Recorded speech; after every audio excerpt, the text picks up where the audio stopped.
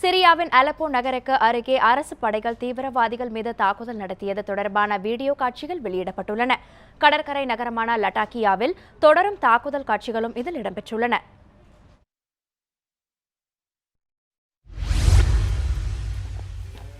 சிரியாவில் அந்நாட்டு அதிபர் பாஷர் அல் ஆசாத்துக்கு எதிராக கடந்த 4 ஆண்டுகளுக்கு மேல் உள்நாட்டு போர் நடந்து வரும் நிலையில் IS தீவிரவாதிகளின் தாக்குதல்கள் அந்நாட்டை நிலைகுலையச் செய்துள்ளன. IS தீவிரவாதிகளுக்கு எதிரான போரில் அமெரிக்கா தலைமையிலான கூட்டு ராணுவ படைகள் தாக்குதல் நடத்தி வருகின்றன.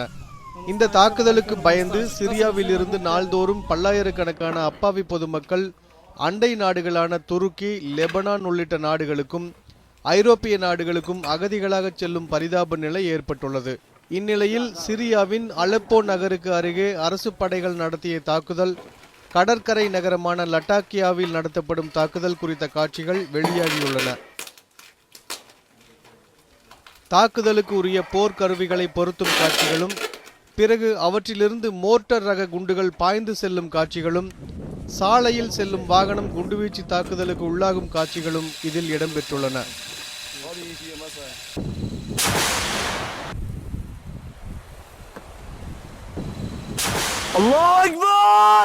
சிரிய அரசு நடத்திய இத்தாக்குதல்களில் 13 பேர் கொல்லப்பட்டதாக வீடியோ காட்சிகளை வெளியிட்ட சிரிய மனித உரிமைகள் கண்காணிப்பு அமைப்பு தெரிவித்துள்ளது.